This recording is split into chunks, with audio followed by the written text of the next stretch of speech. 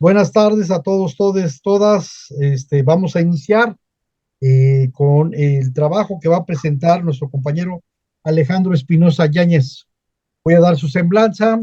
Alejandro es licenciado en Sociología por la Universidad Nacional Autónoma de México. Estudió la maestría en Sociología del Trabajo por la Universidad Autónoma Metropolitana, Unidad Iztapalapa. Tiene el doctorado en Estudios Organizacionales por la UAM, Unidad Iztapalapa. Tiene un diplomado en análisis político por la Universidad Iberoamericana. Es profesor titular C de tiempo completo en la UAM en la unidad de Xochimilco y miembro de posgrado de Estudios Organizacionales. Es consejero dictaminador en el área de Ciencias Económico-Administrativas en la Rectoría General de la UAM. Es consejero universitario en el Consejo de Ciencias Sociales y Humanidades de la UAM, Unidad Xochimilco. Es dictaminador en el Consejo Nacional de Ciencia y Tecnología. Es miembro del Sistema Nacional de Investigadores, bien 1, nivel 2, no sé si está nivel 1 o nivel 2. Es miembro de la Red Mexicana de Investigadores en Estudios Organizacionales y de la Asociación Mexicana de Estudios del Trabajo.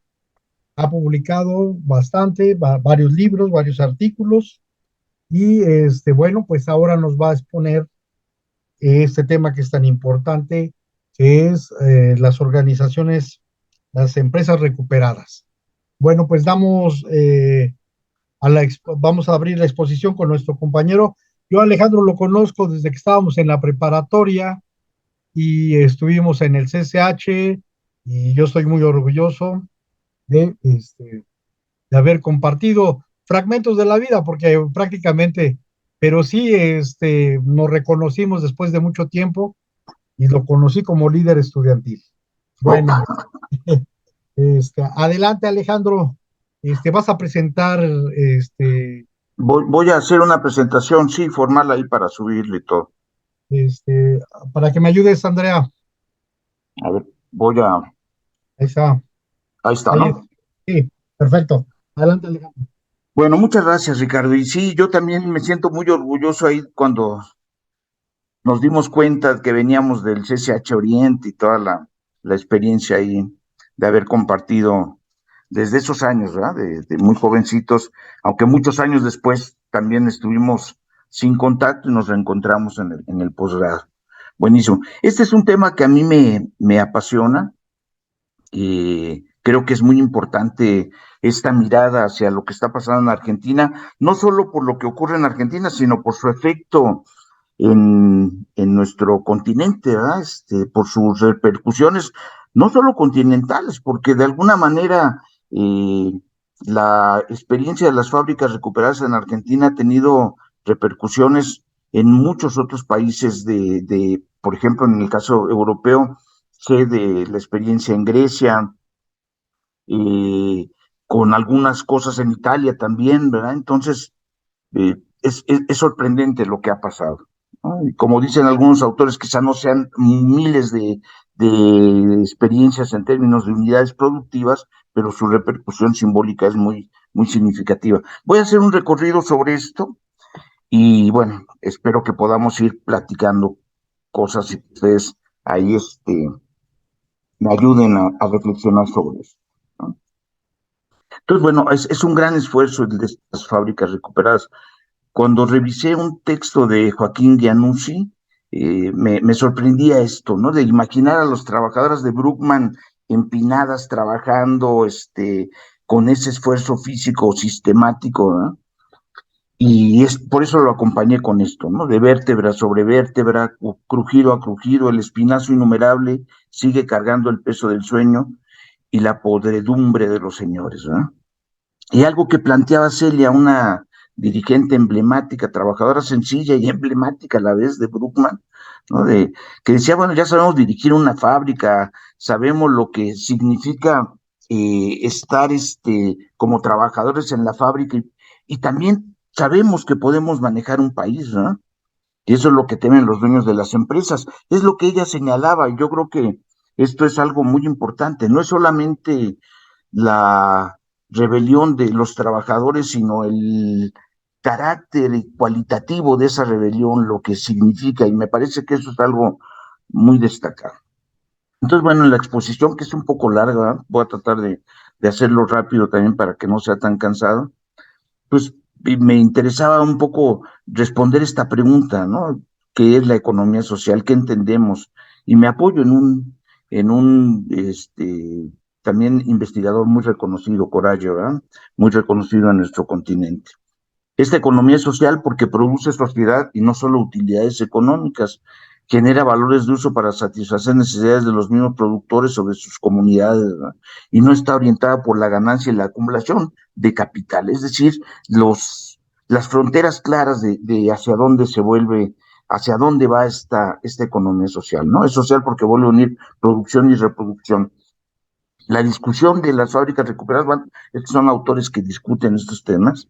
Gelman habla de cómo la economía social o solidaria se basa en relaciones no salariales, solidarias e igualitarias de trabajo, ¿no?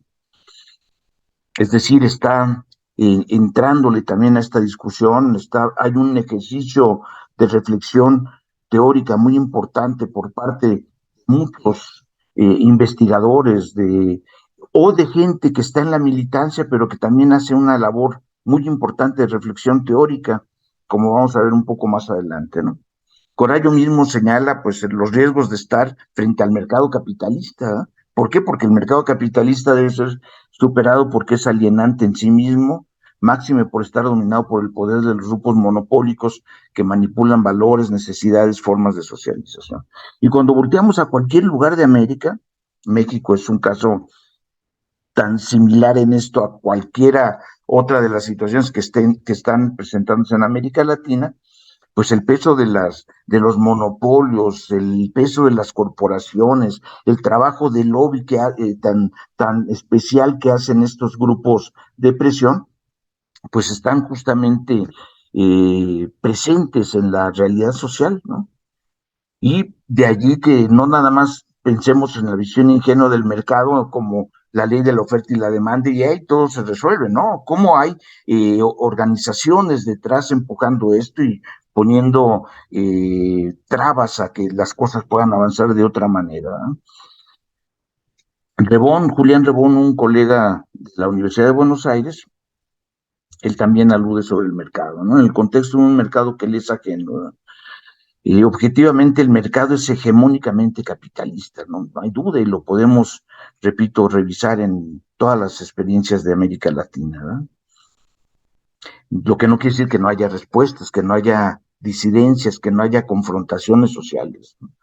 Y Rebón señala, bueno, de alguna manera está la tensión entre lo nuevo y lo viejo, lo que se está confrontando, que no acaba de morir y aquello que todavía no acaba de nacer del todo, ¿no? Claro que eh, lo voy a ver un poquito más adelante, pero sí hay que tener claridad de que el movimiento de fábricas recuperadas, de las empresas recuperadas por los trabajadores, indistintamente se refieren de esta manera, los propios trabajadores, eh, si bien se presenta en el comienzo del siglo XXI, hay antecedentes previos en Argentina y en otros lugares del mundo, ¿no?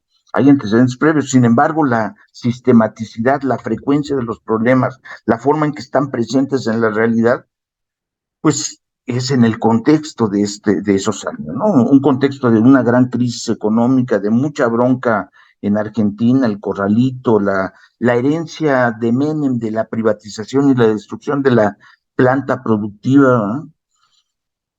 También en algunos casos desde una visión, pues las alianzas que hubo con algunos destacamentos del sindicalismo obrero, una cosa más compleja ahí, ¿verdad? Pero es parte de esta discusión.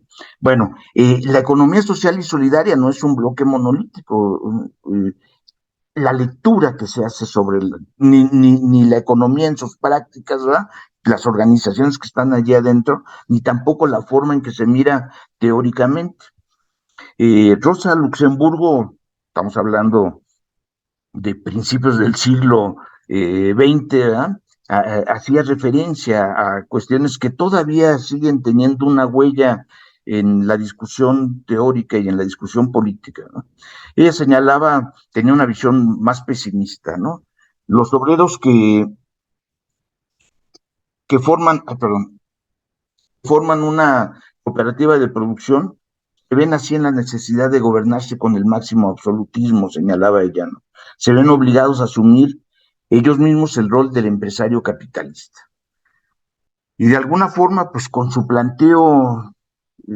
planteo que hace Rosa Luxemburgo, pues lo que señala es, yo lo señalaba con esta visión pesimista, de que estas iniciativas se convierten en empresas capitalistas, ¿no? O en donde predominan los intereses, o en donde predominaban los intereses obreros terminan por disolverse. Esta es una visión y que está presente en parte de la discusión teórica actual, ¿no? También al mismo tiempo está otra visión, ¿no? De que desde otra mirada, que es la de defensa u opción de generar empleo, de ser autosuficientes, de tomar caminos no abiertos, ¿verdad? De empezar a ensayar opciones sociales eh, producto de esta situación de vaciamiento, de no pago, de erosión en las relaciones capital-trabajo, como las que estaba señalando hace un momento, ¿no? Yo creo que se trata de una batalla cultural permanente en la que estamos insertos y en la que están insertos los trabajadores. Yo escribía hace poco en una colaboración periodística, aludiendo a algo que señalaba Giraldo, que decía que hay un chip del capitalismo que nos impide trabajar en colaboración. Y se entiende esta figura, esta metáfora del chip, aunque de repente también abusamos mucho, ¿verdad? De como si los niños ya vinieran con un chip. No, pues eso es una construcción social, los niños pensando en su aproximación con las tecnologías, ¿no? No, no, nosotros somos los que les acercamos el celular o la tablet, ¿verdad? Y empieza a haber un uso eh, sin ningún temor de estas tecnologías, pero no es que vengan con un chip, pero es la figura que utilizamos. Lo que sí es, me parece interesante señalar desde lo que significa el piso de la fábrica, el piso de la oficina, de lo que tiene que ver con la confrontación capital-trabajo en el espacio laboral, pues agarrar algunos argumentos, ¿no? Por ejemplo, este planteo de Marx referido a los sometimientos en que se forma la clase obrera y que me parece muy claro, ¿no? A fuerza de educación, de tradición, de costumbre, se somete a las exigencias de este régimen de producción como a las más lógicas leyes naturales.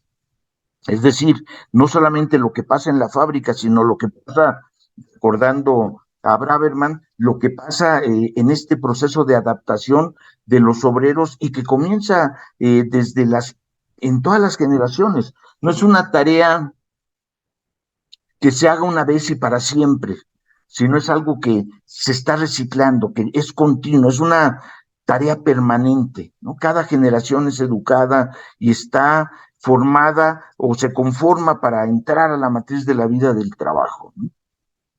Y bueno, yo hacía un recorrido con algunos autores, Althusser, donde habla del papel de la escuela en esta construcción de lo conveniente, de lo que permite que se edifique una división del trabajo ad hoc al capital, ¿verdad? Y que, bueno, tiene que ver con un orden establecido, con una dominación de clase. Sí, hablando en términos de la gente que ha hecho estudios, por ejemplo, por cuestiones educativas, pues estos son autores claves, ¿no? Bodelotti, Stablet, Bowles y Gintes, en donde todo el tiempo están resaltando cómo hay un nexo entre la escuela francesa, en el caso de Bodelotti y Stablet, la escuela francesa y el capital, ¿no? Y que muchas de las cosas que tienen que ver, por ejemplo, con la deserción escolar, con el adoctrinamiento, con la idea de lo que es un buen estudiante, etcétera, tiene que ver con la forma en que se van estableciendo ideas de relaciones de clase, de los procesos de producción y de reproducción, no solamente en términos físicos, ¿no? Sino también en términos culturales. Y ahí por eso era la pertinencia de estos autores. Bowles y Jenkins apuntan algo que va al punto central de lo que me interesaba a mí exponer en esta parte, ¿no? Cuando señalan que un cuerpo político estable y una fábrica que funciona perfectamente por igual requieren que los ciudadanos y los ciudadanos guión trabajadores hayan abrazado y hecho propios valores y objetivos de quienes detentan la autoridad. Y las escuelas pueden hacer mucho más que inculcar obediencia, pueden favorecer el autocontrol. Bueno, en eso estamos, ¿verdad? Como parte de la discusión que ocurre en los espacios de trabajo y que, por supuesto, envuelven en una costra cultural a los trabajadores. Ahora, ¿qué son las empresas recuperadas? ¿Qué es lo que nos convoca aquí a esta discusión? Yo señalaba que su despliegue amplio se da pues, en el 2001, 2002, con gente golpeada, con asesinados. ¿Verdad? Estos muchachos, ahorita se me fueron los nombres de dos chicos que son asesinados justamente en esos años y que incluso hay una estación del subte, del metro, que tiene su nombre, ahorita se me fue, desgraciadamente. Pero bueno, Gracias señala que la fábrica recuperada no es un microemprendimiento, lo cual es una posición muy importante. Recordemos que las empresas recuperadas son el producto del conflicto. No es solo la iniciativa de los trabajadores, ¿no? En un contexto, entre comillas, de paz, pues, ¿por qué no formamos una cooperativa para, pues, tener una posibilidad de empleo? No, no, son el producto de la confrontación capital-trabajo, en donde, como vamos a ver adelante, una parte de los trabajadores se sintieron desprotegidos también de las organizaciones sindicales, de que no encontraron una respuesta favorable a lo que estaba pasando con sus demandas de parte de organizaciones sindicales, al menos así lo dicen, así, ¿verdad? Rebón y Salgado, también uniéndose a esta visión de Gracia, señalan que no es una estrategia de supervivencia de grupos sociales, aunque sí también, bueno, pues necesitan trabajar, ¿verdad? Pero no ven en el microemprendimiento un ancla de salvación, lo ven en el esfuerzo de recuperar la fábrica y de echarla a andar con sus propios esfuerzos, aún sin saber muchas de las tareas que implicaba pues echar a andar una fábrica ahora sin el comando capitalista, sino con el esfuerzo propio de ellos como trabajadores, ¿no? La existencia de una empresa anterior que funcionaba bajo el modelo de una empresa capitalista, ahí está parte de la cuestión, y lo señala Gelman, ¿no? Cuya inviabilidad o vaciamiento los llevó a luchar por su puesta en funcionamiento o bajo formas autogestivas. Ruggeri, un compañero que está a cargo de un esfuerzo en la Facultad Abierta ahí de la Universidad de Buenos Aires, él retoma esto, él ha estado insistiendo en esta cuestión, y lo que señala pues, es que es la gestión, el tránsito de la gestión del capital a una gestión colectiva, un proceso, no es un acontecimiento, sino un proceso que supone la existencia de una empresa anterior, ¿no? Que funcionaba bajo el molde de una empresa capitalista. Otros autores hablan de la combinación de la apropiación colectiva de los medios de producción con participación democrática en la gestión como un elemento fundamental, ¿no? Y combina la ocupación o permanencia de trabajadores en una empresa en quiebra o cierre con la continuidad de su gestión. Es la revisión en lo que yo me encontré, ¿verdad? En la revisión de cómo se aborda el caso de las fábricas recuperadas, estos son los ejes sistemáticamente resaltados, ¿no? Palomino, Héctor Palomino, un compañero que ha estado en México y ha escrito en revistas mexicanas ahí del Departamento de Relaciones Sociales, que es prácticamente, pues, es la carga de sociología en Guam, Xochimilco. Él ha participado ahí en varias ocasiones.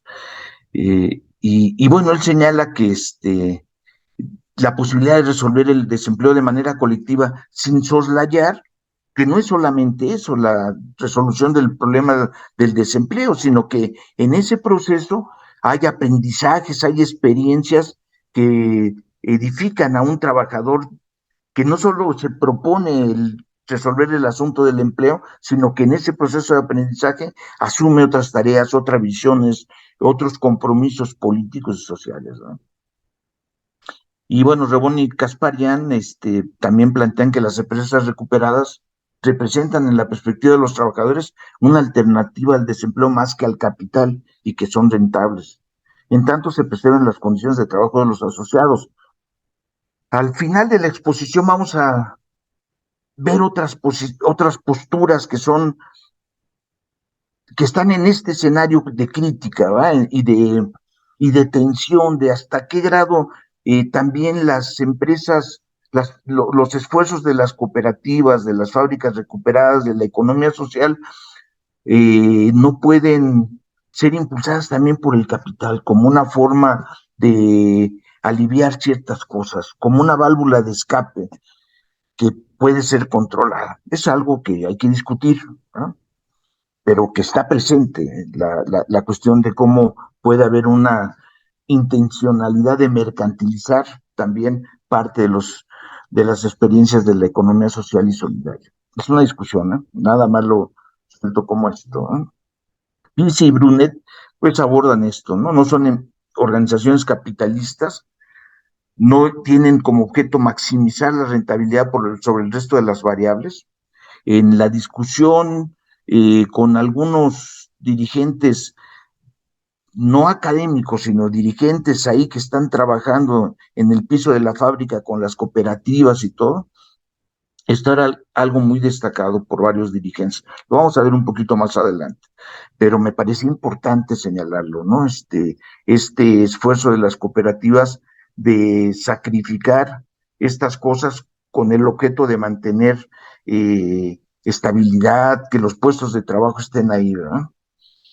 Y como ellos señalan, en cierto sentido prevalece la cultura del trabajo por sobre la lógica empresarial capitalista, que es el espíritu que guía el trabajo de Corallo cuando habla de poner por delante al trabajo frente al capital, ¿no? Sin embargo, no lo eluden tampoco Pichi y Brunet, resulta necesario que la empresa recuperada sea sustentable en el mercado. También, o sea, es un doble desafío, solidaridad y productividad al mismo tiempo y estar articulando y construir bisagras que permitan moverse en esos ámbitos, ¿no? Eh, bueno, me parece que esto es parte de la discusión. No quisiera avanzar más sin señalar algo que plantea Bialakovsky, ¿no? De cómo hay se trata de un desafío al orden normalizado. Esto lo han señalado en general los autores, ¿verdad? Pero me gusta el énfasis que plantea aquí este autor de lo que genera una fisura y un halo de desmitificación en la concepción acerca de la ignorancia de los obreros en materia de gestión y toma de decisiones. Esto que me acuerdo de una entrevista que le hacía Naomi Klein a, este, a un empresario, a Sanón, Luigi Sanón, un empresario en el sur argentino, en Neuquén. Él le hacía una entrevista y él decía, no, estos trabajadores no van a poder hacer los mosaicos como los hacemos nosotros, no pueden, no lo saben hacer. Había una denostación de los trabajadores, de ese saber hacer que estaba presente en los trabajadores. Y aquí un poco lo que plantea Villalacobos, aquí se rompe esta idea de la ignorancia de los obreros, ¿verdad? En términos de gestión, porque empezaron a hacer labores de contabilidad, de acercarse con los proveedores, de establecer formas de organización del trabajo en donde estuviera presente la horizontalidad y la democracia en la toma de decisiones y al mismo tiempo, pues la complejidad de dirigir los procesos, ¿verdad? Me parece algo destacado. Y Y esta Casparian plantea una pregunta que también me parece que debemos de recorrerla, ¿no? Y está un poco al final de esta parte. Ella dice, lucha sin patrón.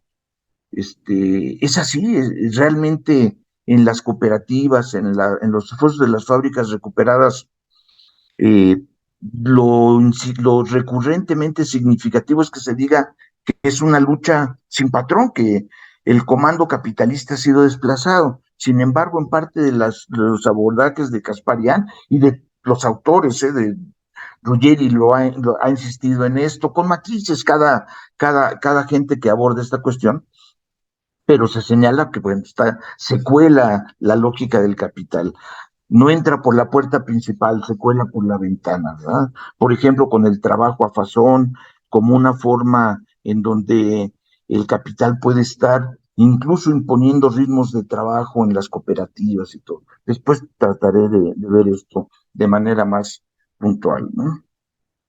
Me encanta esta cuestión.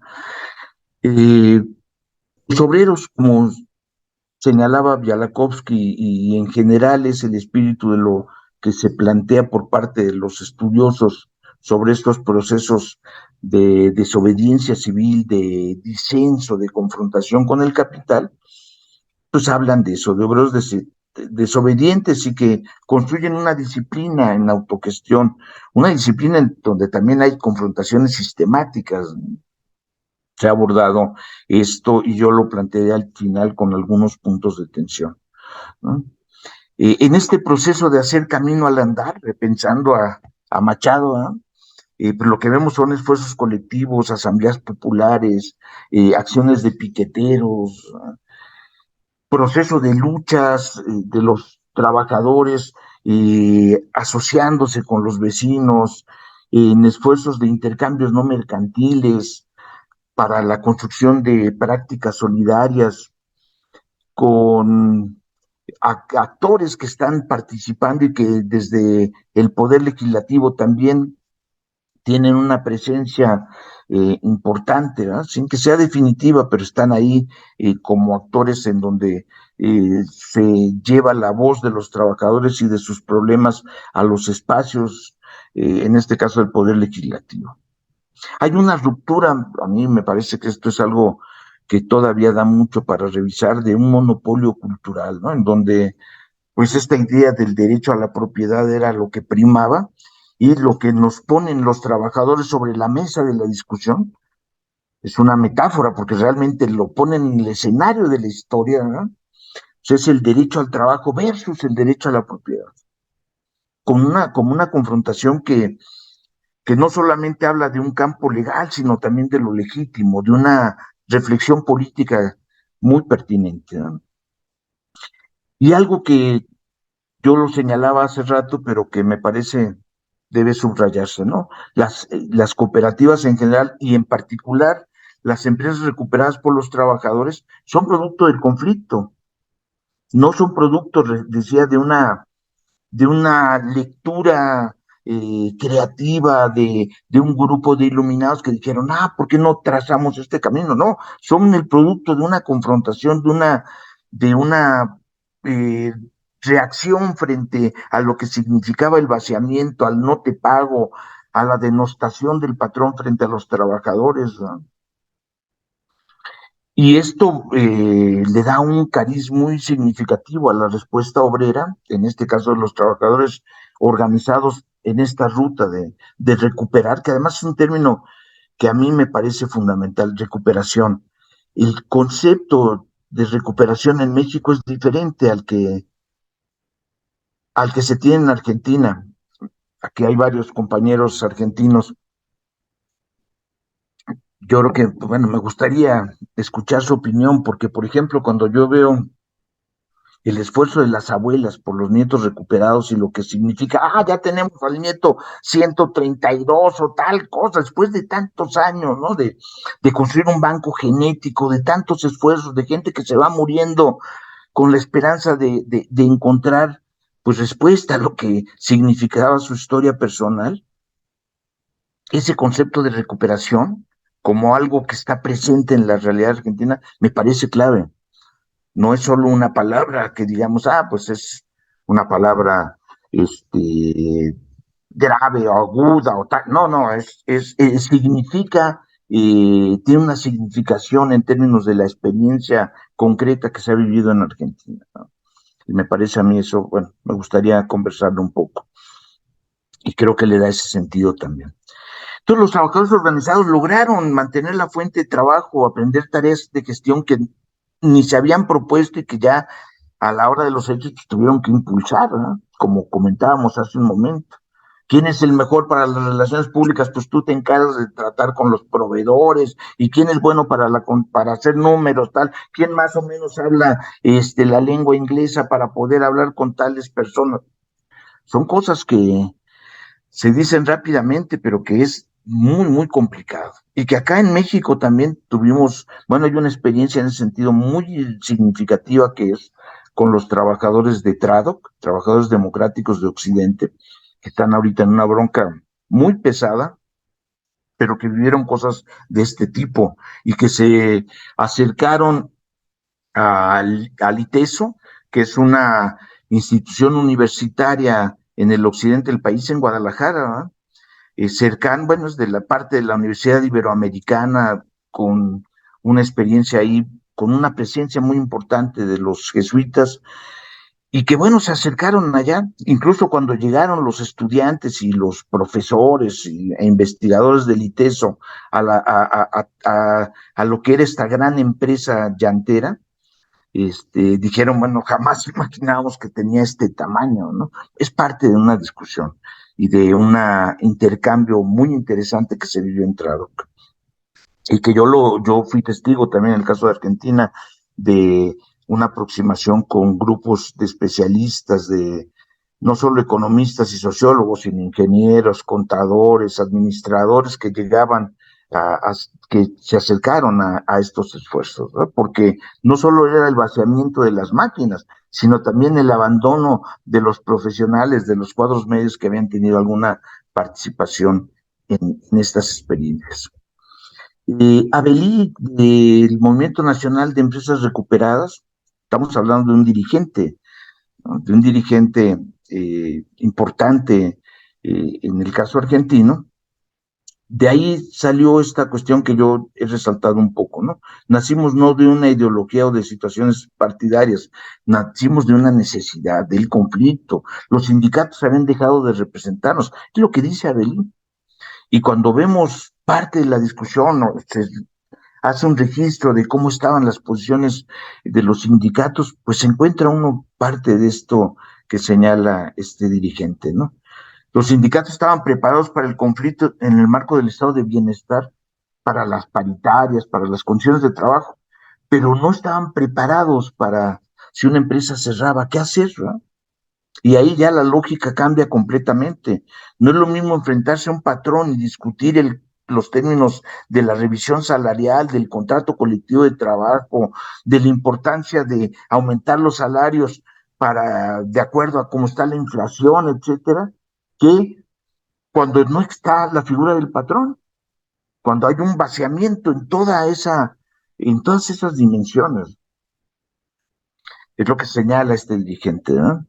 Y el aporte que señalan que han podido eh, ahora sí que poner como parte de su experiencia son estas nuevas formas de organización y de lucha de los trabajadores, ¿no? Con ese aspecto que subrayan. Si no tiene la figura del patrón enfrente, no tienen hipótesis de conflicto, como una cosa que hay que revisar y que valdría la pena estar aludiendo. El caso mexicano, yo hablaba hace rato de Tradoc, que antes fue Euskal, una compañía muy importante de neumáticos, de llantas, ¿verdad? En el Salto, Jalisco, pegado a la ciudad de Guadalajara, pero no es Guadalajara, es un municipio con muchas deficiencias, incluso socioeconómicas, con una marcada diferencia frente a lo que es el caso de la ciudad capital Guadalajara o de algunos de los municipios conurbados como Zapopan, ¿no? Fue una huelga de 3 años, mucho tiempo, cuando uno empieza a contar lo que significaba un día, dos, tantos días, ¿no? Por ahí está 1141 días de lucha, y en donde además, en el Salto Jalisco, en esa zona donde está la fábrica, hay muchas otras fábricas, es un cordón industrial que cuentan los trabajadores y las mujeres de los trabajadores que fueron un sustento muy importante en esta lucha, pues que todos los que iban en los autobuses, en los colectivos, los trabajadores que iban a sus fábricas les gritaban, les mentaban la madre en México. Eso pues es una ofensa brutal, ¿verdad? Decían que eran unos mantenidos, unos flojos, unos holgazanes, unos huevones, y bueno, es parte de la cuestión. Ahora, lo importante fue el tipo de factores de influencia que tuvieron acá los trabajadores, ¿no? Apoyo de la familia, de las mujeres, de algunos sindicatos, por ejemplo, la Cooperativa de Trabajadores de la Pascual, que es una cooperativa ligada a la producción de bebidas azucaradas, ¿verdad? De jugos, fue muy, muy importante, ¿no? Las propias universidades con sus sindicatos, la UNAM, bueno, el STUNAM y el CITUAM también jugaron un papel central. Los accionistas críticos, que es algo que aprendieron los trabajadores de Trado de la experiencia de los trabajadores argentinos, ¿eh? Y esto tiene que ver con un internacionalismo proletario, con el transmitir las experiencias que se estaban viviendo y que jugaron un papel central estos accionistas críticos en Alemania, ya cuando estaba la nueva gerencia alemana, este, y que lograron tener espacio para poder plantear cosas, abriéndose un escenario que no se veía, ¿no? Y que ahí los accionistas críticos y la solidaridad internacional abrieron esa puerta a recorrer que fue muy, muy importante. Pero después de este momento de epopeya y de gran esfuerzo, pues vino lo rudo. Pues ahora sí, ¿cómo le hacemos? ¿Cómo trabajamos? ¿Cómo echamos a andar los nuevos procesos? ¿Verdad? ¿Cómo generamos empleo? ¿Cómo generamos procesos de producción en donde tomemos distancia de la lógica del capital? Que es toda una discusión también, ¿verdad? Se trata de procesos que han sido realmente muy difíciles. Totino hablaba del caso de una trabajadora del Vago en un hotel muy importante, que durante muchos años estuvo en disputa por los trabajadores y hace poco tiempo, pues eh, como nunca el edificio estuvo en manos de los trabajadores, siempre estuvo en disputa, pues ahora sí que sacaron a los trabajadores, ¿no? Pero en esos años iniciales, ¿verdad? Él hablaba de una experiencia muy importante en donde la gente se quedaba en el hotel porque era su espacio de trabajo y su espacio de lucha, era el lugar central para la acción política de los trabajadores. Y lo mismo en el caso de Brookman, ¿no? De repente donde la gente pasaba más tiempo ahí que en sus casas y en una situación de crisis, pues para evitar el costo de transporte y todo lo que significaba, en algunos casos porque había problemas, repito, para llegar a su casa o porque no tenían casa debido justamente a la crisis económica en la que estaban como trabajadores, era el espacio en el hogar, ¿no? La fábrica hogar, ya no en el viejo sentido de las experiencias británicas de superexplotación, de las camas calientes de Lancashire que aludía Marx, ¿no? Sino de un esfuerzo en donde puede haber autoexplotación, pero no para nada con esa carga de lo que significaba el capital. También es una cuestión a discutir, ¿no? Los cambios de roles, ¿no? Como parte de la discusión, pero después lo vamos a ver de una manera más puntual, ¿no? Vieta, un argentino, pero que trabaja en Toronto, en la Universidad de Toronto, él hablaba de que lo que predomina en las experiencias de las cooperativas es la subproducción crónica, en una escala simple, de reproducción simple, en donde la posibilidad de crecer, de fortalecerse, de establecer vínculos horizontales es muy difícil, ¿no? Como parte de las cuestiones. Y yo hablaba hace rato de Sanón, de esa empresa tan importante ubicada en Neuquén. Godoy, un dirigente ligado al trotskismo, él es parte de una fuerza de izquierda que tiene representación dentro de la Cámara de Diputados, ¿no? Por cierto, él fue diputado.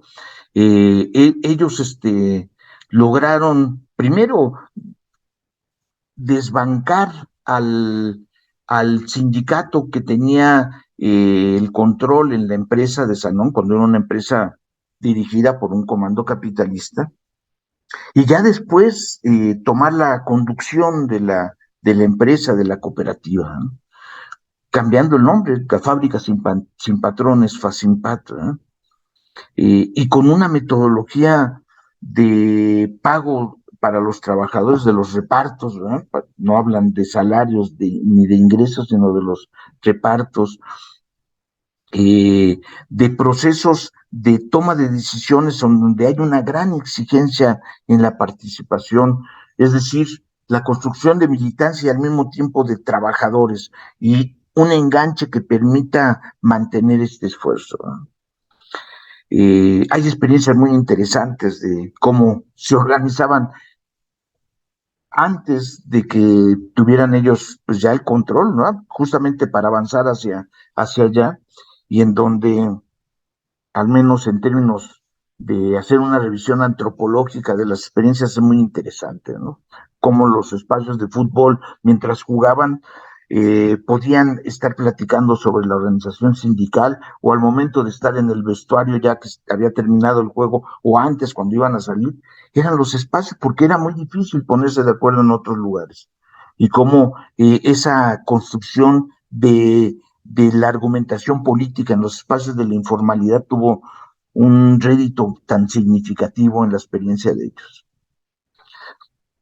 Hace rato citaba a Belín, y él ponía un ejemplo sobre la conducción de otro dirigente sindical que le dicen Manteca, Francisco Martínez, de la cooperativa Textiles Pigüe, una cooperativa muy interesante, muy importante. Además, cuando uno llega allá te das cuenta del tamaño de los esfuerzos en algunos casos, ¿no?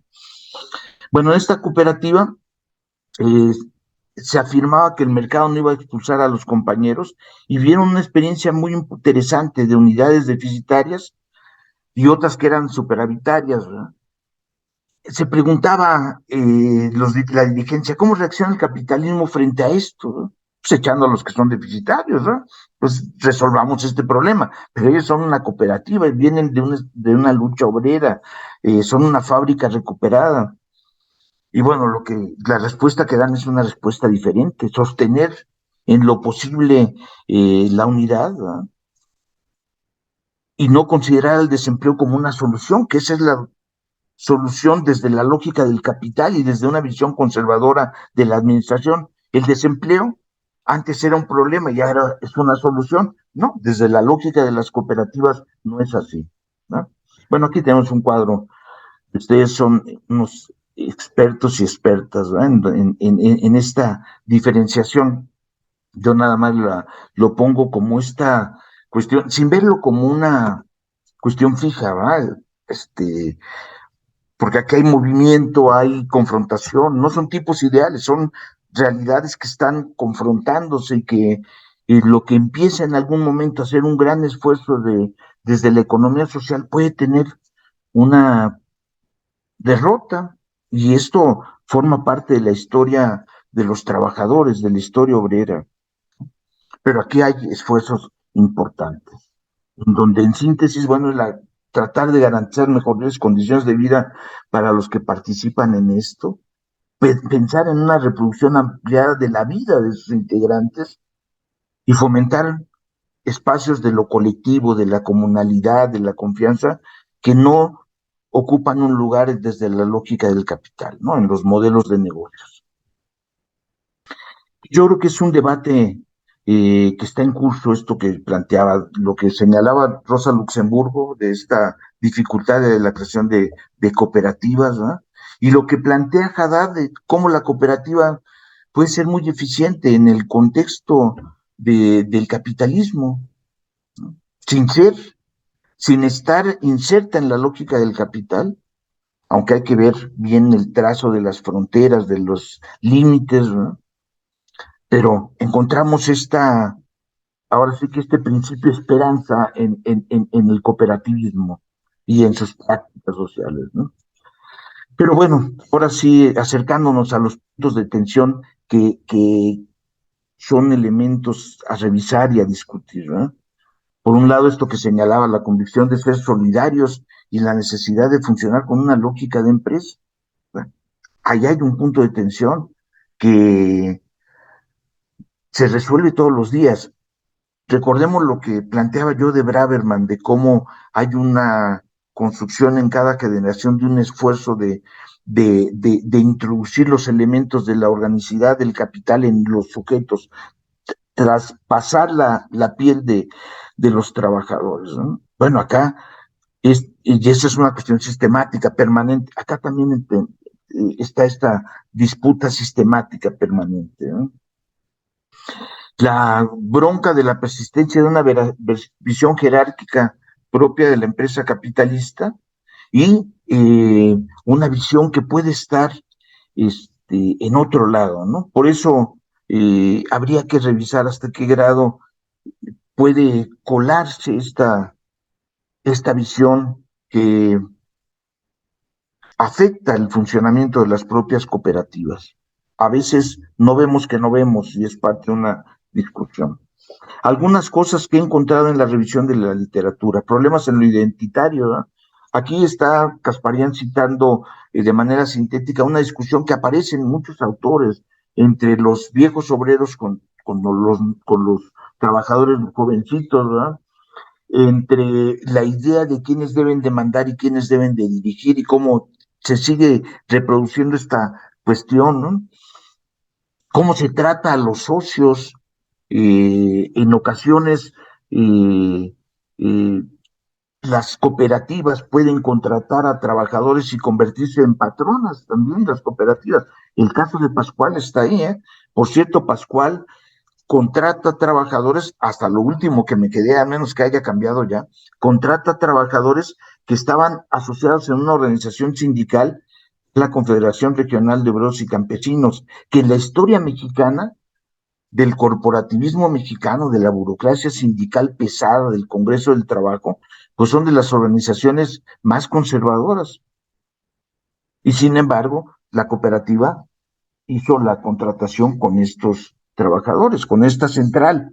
Es una discusión, no estoy juzgándolo ni poniendo el escenario de buenos y malos, sino señalando que en los hechos es una central que ha tenido un trato hacia los trabajadores muy complicado y en donde la experiencia de rebelión y de disidencia interna pues ha sido castigada con la expulsión del trabajo. Es decir, aplica lo que se conoce como la cláusula de exclusión, que en las experiencias laborales pues es una experiencia muy negativa, ¿verdad? Una experiencia negra. Y aquí un elemento que creo que vale la pena discutir, y lo plantea Siveki, ¿verdad?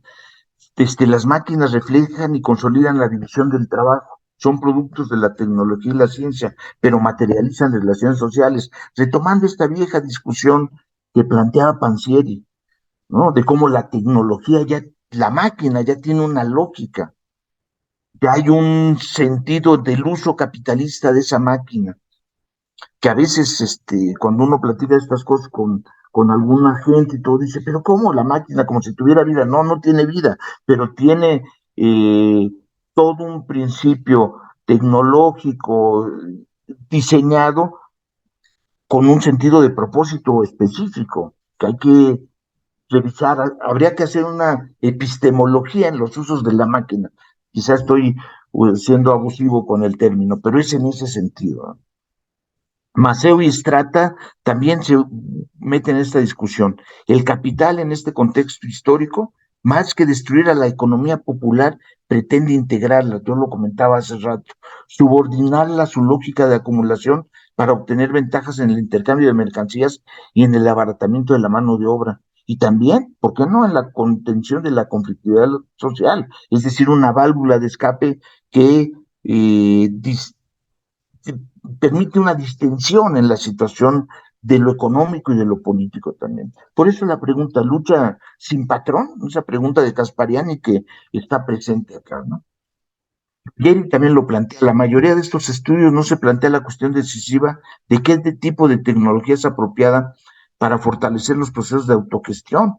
Es una discusión que habría que revisar, claro, cuando la gente tiene hambre y está pensando en el pan día a día, pues ahí prevalecen estas cosas, pero es parte de una discusión que se ha metido, que está presente, aunque los propios dirigentes sindicales dicen aquí estamos todavía en una situación con muchas broncas, ¿verdad? Con la necesidad de seguir avanzando. Mientras se mantenga la anarquía de esta situación y no se libere totalmente la figura del patrón, pues puede pasar esta situación donde puede haber incluso sistemas de autoexplotación del trabajo, algo discutido en los espacios laborales, ¿no? De nuevo, Massieu y Strata, bueno, el mismo documento de nuevo aquí en esta exposición, ¿no? De cómo a través de la generalización de algunos paquetes tecnológicos, los productores y las productoras independientes no solo pueden terminar trabajando para el capital, sino como capital. ¿Por qué? Porque no estamos hablando de capital como la materialización nada más, ¿verdad? En en un gerente, en un patrón. No, se está hablando de acá de capital como relación social, que tiene que ver con la forma en que ordenamos los espacios, en lo que comemos, en la forma en que eh, nos desenvolvemos en la vida ordinaria. Estaba revisando un trabajo de un médico veterinario sobre 6 plagas, se llama, en el mundo moderno, ¿no?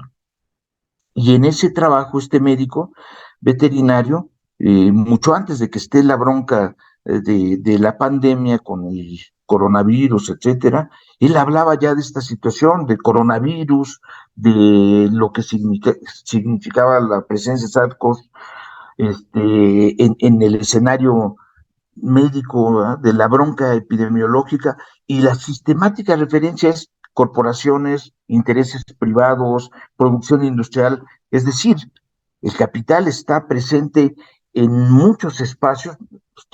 Parece como si estuviera leyendo las cartas frente a un grupo de gitanos, es para aclararme a mí mismo cosas, ¿no? De cómo el capital como relación social está presente en todos lados. Entonces, las tecnologías de gestión pues, no son neutras, forman parte de estrategias regulatorias, de modalidades, ¿no? Bueno, estas serían ya para ir terminando las tensiones que yo veo que me parecen, pues que son motivo de discusión, ¿no? Que deben ser motivo de discusión. El esquema de organización del trabajo con las consideraciones de la tecnología. Gracias lo señala, bueno, si no cuestionamos la división del trabajo, la forma en que está presente, en donde muchas veces esta separación tajante entre concepción y ejecución, herencia del taylorismo y que se reedita con el fordismo, pues está presente en las propias cooperativas, más allá de que haya una discusión horizontal de cosas, de cómo vamos a llegar a estas metas, ¿no? Está un esquema de división del trabajo que sigue moviéndose con esta visión, ¿no? Y es una tecnología anterior a este proceso y que, sin embargo, sigue reproduciéndose. Oscar Ruiz de Huidobro, un compañero dirigente sindical, pues hablaba de esto, de cómo se rescata el conocimiento del taylorismo de la administración científica, pero falta que la propia clase obrera asuman lo que son en esta visión de reconocimiento, ¿no? Otro, el cambio generacional.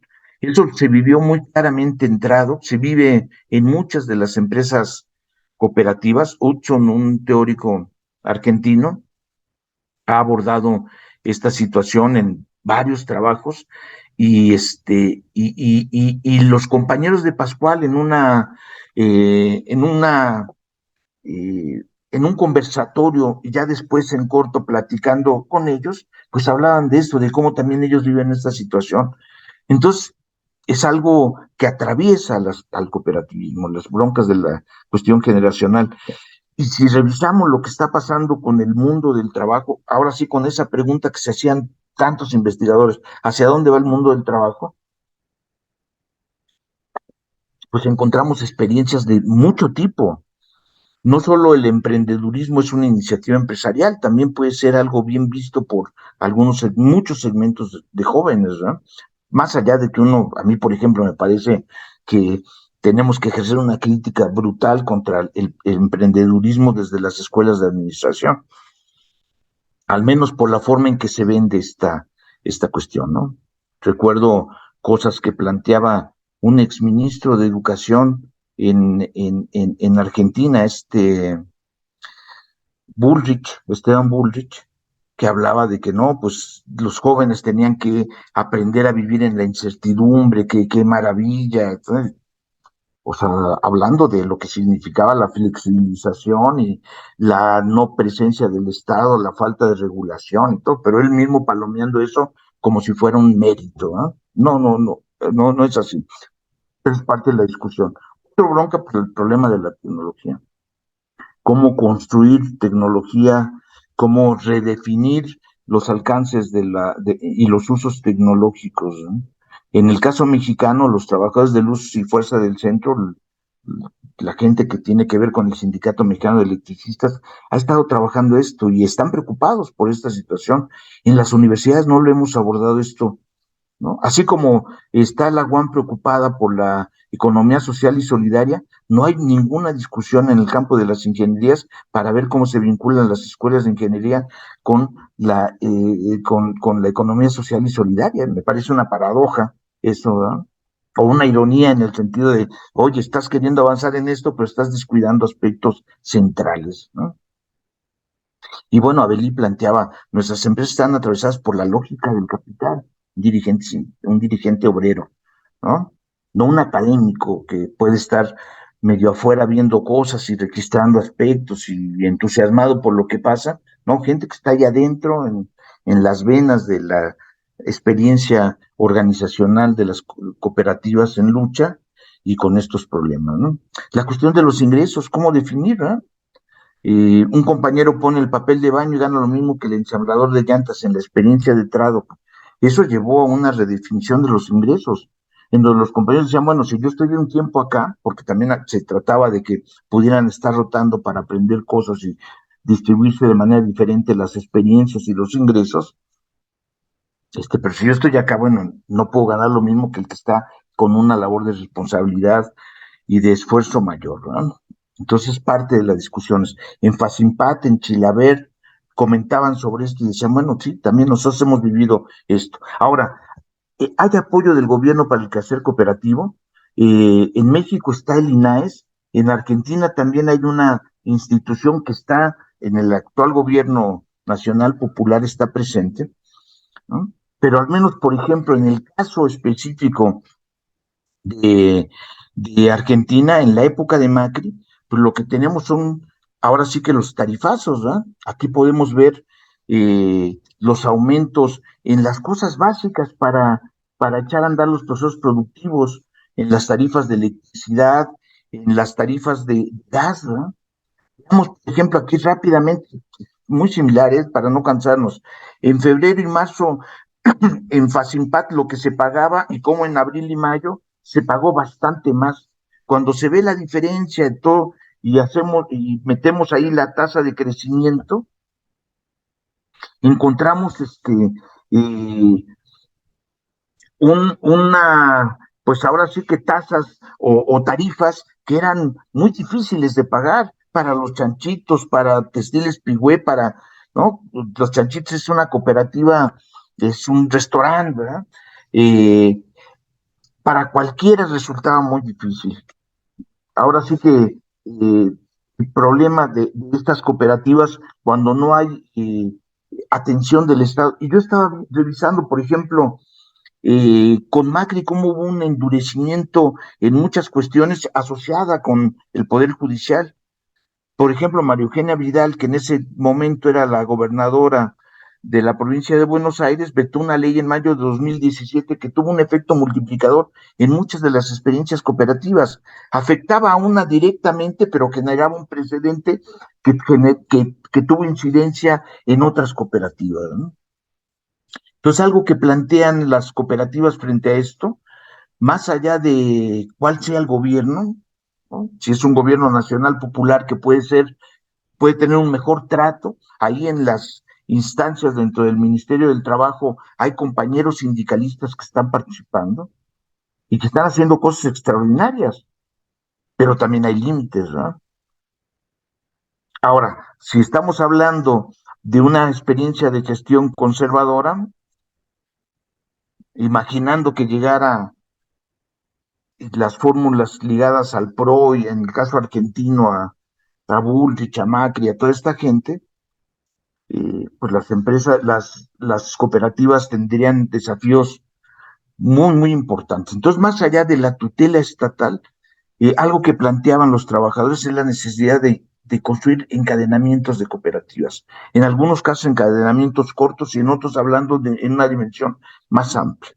La formación de la red gráfica tuvo esa intencionalidad política, ¿no? Para reducir costos, competir con las grandes empresas, mantenerse. ¿Se puede hablar de algo más amplio en el mundo del cooperativismo? Sí, hay muchas broncas ahí igual que hay que ir resolviendo. Trado planteaba, si no tenemos una red de empresas que podamos armar un mercadeo, no vamos a tener mucho futuro. Y Trado que ahí la tuvo clara, ya está fundida como cooperativa, ¿eh? O sea, esa gran experiencia obrera que comenzó en el 2000 y que durante muchos años se mantuvo en la entrada de la fábrica para impedir el vaciamiento y que después, durante muchos años, logró echar a andar las máquinas y producir los neumáticos compitiendo con las grandes, con el gran capital, ¿no? Que tiene que ver con la producción de llantas, pues ahorita están en el suelo.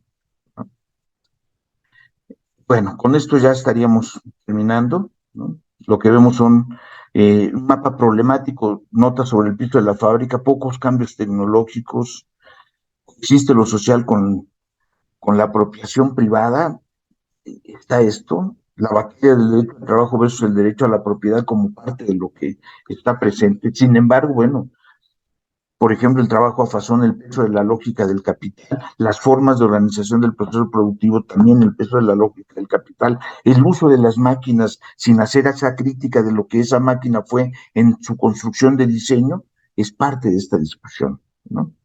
Los conflictos entre dirigentes y dirigidos, socios fundadores y nuevos, trabajadores manuales e intelectuales, eh, social y mercantil de los trabajadores, pero está presente en esta cuestión. Las empresas recuperadas con una soberanía en la que reside la adhesión igualitaria de los asociados, pero con problemas por broncas de acceso al crédito, por una presencia, la intensidad de la propiedad en los trabajadores, ¿verdad? En donde muchas veces también encontramos que son unidades pequeñas, pero los colectivos de trabajo también. No quiere decir que está haciendo una apología de lo grande, sin embargo, sí de cómo esto puede ser un elemento de debilidad frente a la lucha contra el capital, ¿no? Las empresas recuperadas están orientadas por la lógica de la reproducción social de los trabajadores y esto es un mérito y al mismo tiempo puede tener algunas dificultades por lo que significa la mantención de las propias empresas. Y lo que señalaba del trabajo a fazón, ¿verdad? Donde las trabajadoras prestan la mano de obra, la maquinaria para un capitalista. Ellos son los dueños de la cooperativa, sin embargo están haciendo esta tarea. Bueno, ahí está esto que sintetiza parte de la discusión que se estaba señalando. Entonces ya, pues, ahora sí que para concluir, son factores de tensión, es parte de la materia prima con la que tienen que dirimir los cooperativistas día a día, no hay descanso, no hay pausa, ¿no? Nosotros desde la academia también creo que es importante acercarnos a esto y convertirlo en parte de la materia prima de discusión en los esfuerzos, repito, desde la academia, de las universidades, para aproximarnos a las cooperativas. Es parte de lo que podemos dar en este esfuerzo de asociación universidad cooperativa, ¿no? Y quizás siguiendo a Coriat en esto de pensar al revés, tenemos que pensar al revés las cooperativas. Creo que eso nos puede ayudar a encontrar un rumbo importante para este esfuerzo, ¿no? Bueno, con esto estaría yo incluyendo, disculpen si me tardé un poco más de lo...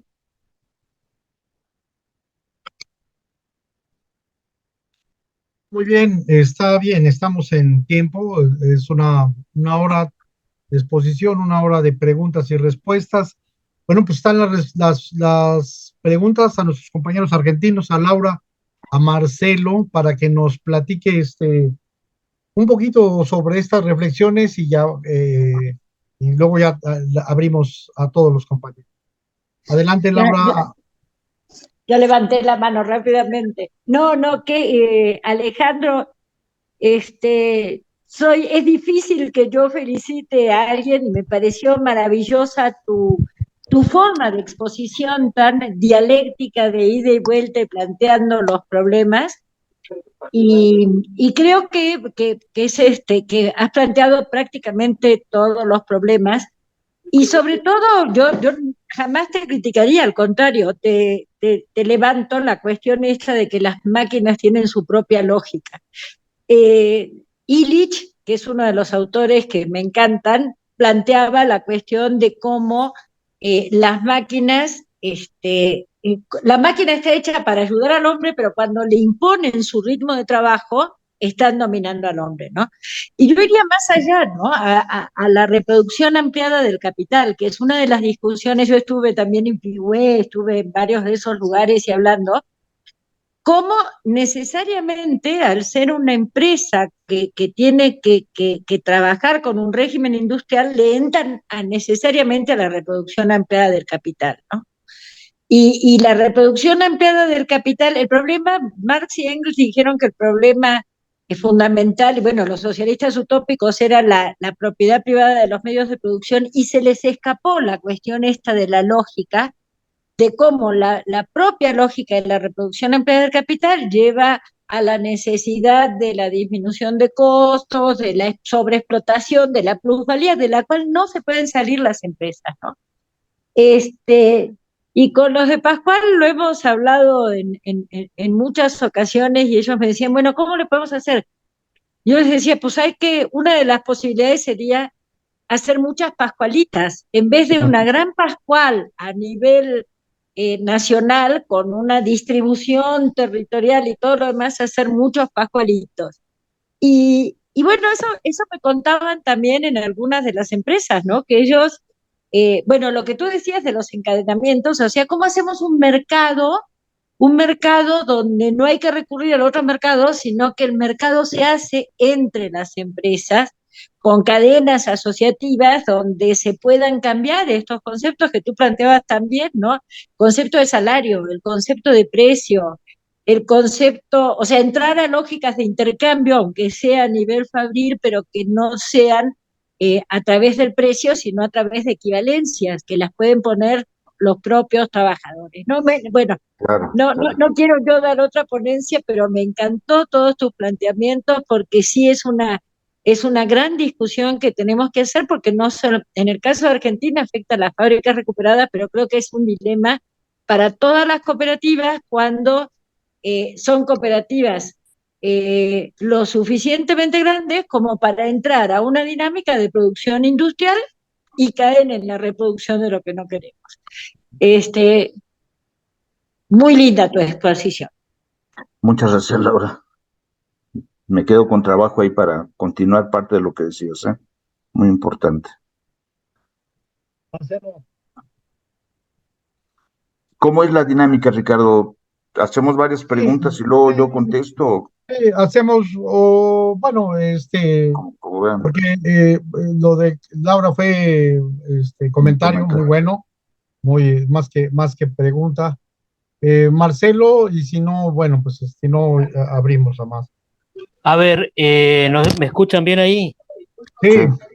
Bien. Sí, es muy, como decía la compañera, muy didáctica, con mucha dialéctica en cuanto a lo que tiene que ver, ¿no? Con esto, que en mi caso me toca de cerca porque, bueno, yo vengo trabajando desde una tecnicatura, luego una licenciatura, ahora con una maestría dentro de una fábrica, una empresa recuperada en una fábrica que es una gráfica local y que tiene, bueno, mucha discusión, muchas disputas a nivel nacional, a nivel local, a nivel regional, para poder desarrollar.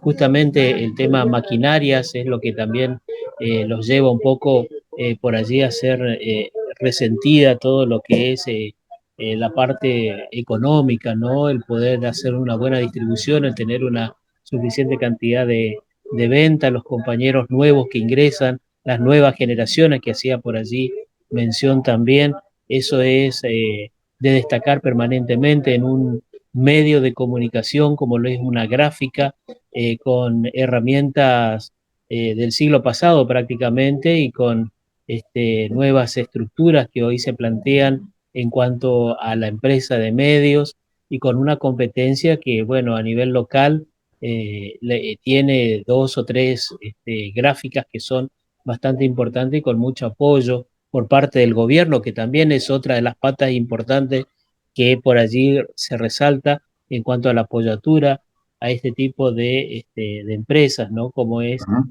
acá en la Argentina, por ejemplo, mencionaba el INAES, que es una de las instituciones que hacen y bregan por una constitución. Hubo un florecimiento bastante importante de cooperativas, ahora hay que ver si en el tiempo se mantienen, porque también en los gobiernos anteriores de Néstor y de Cristina se hicieron fuertes o ingentes esfuerzos para la constitución de cooperativas, pero las federaciones que quedaron por allí también carecen de esto que también sucede en el ámbito gremial, la formación, la educación, la capacitación, para poder hacer frente a lo que el mercado de alguna forma los interpela de forma permanente.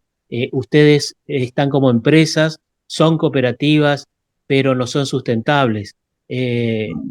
Esa matriz o esa forma de pensar, porque el que hoy accede a una cooperativa va por un salario, no va por una cuestión ideológica o por un sentimiento o por una situación que los lleva a replicar lo que hicieron los padres o los abuelos, como sucedía antaño en los poblados, ¿no? Donde se constituyó una cooperativa algodonera, donde se constituyó una cooperativa tabacalera, donde se constituía una forestal, una cooperativa que explotaba los recursos naturales y que bueno, hoy en día acá están desapareciendo prácticamente en el norte de Argentina. Si bien hacen todo el esfuerzo por mantenerse en pie, hay también una competencia muy impresionante con respecto a lo que es esto de venir taladrando los principios y los valores cooperativos que son fundamentales a la hora de tomar una decisión con los compañeros. Le agradezco muchísimo la posibilidad de poder escucharlo al doctor Yáñez y también le comentaba por fuera a Ricardo si había la posibilidad de poder facilitarnos la presentación, ya que eso va a ser parte de un corpus que se está armando de la maestría, que es la maestría de entidades de economía social que se dicta acá en la Universidad de Rosario, en la Argentina. Ah, Eh, excelente. y que bueno, también puede ser eh, eh, socializada, ¿no? La presentación a otros compañeros que también están teniendo la presentación de sus respectivos trabajos finales de maestría, ¿no? Así que desde ya le agradezco muchísimo la posibilidad de darnos esta clase magistral y por supuesto también ser parte de ella y conformar con todos ustedes un equipo formidable en Latinoamérica y Caribe. Gracias. Eh, Marcelo, muchas gracias. Me gustaría comentar ahí rápidamente algo por lo que señalas, de cómo con los gobiernos nacional populares ha habido un trato diferente que se aprecia, se ve, ¿no? Me encontraba en una revista eh, ligada al trotskismo, me encontraba una crítica al gobierno de Cristina porque decían que en el gobierno de Cristina Fernández de Kirchner se habían generado ciertas condiciones para que después las replicara Macri. Me parecía débil en su argumentación, sin embargo está presente, ¿no? O sea, sabemos, incluso, bueno, actualmente a pesar de la importancia de los diputados, por ejemplo, de Miriam Bregman y sobre todo ella, ¿no? Y de Nicolás del Caño, con argumentos interesantes, de repente dices, bueno, ¿y cómo no apoyan estas iniciativas del gobierno nacional si son iniciativas que beneficiarían a la gente? Yo, en mi visión, me estoy metiendo quizá en un terreno medio pantanoso, pero creo que en ese sentido el esfuerzo que se ha hecho al interior del Ministerio de Trabajo ha sido muy interesante. Tú comentabas de cómo se ha bregado por generar una constitución, que se mantengan las cooperativas.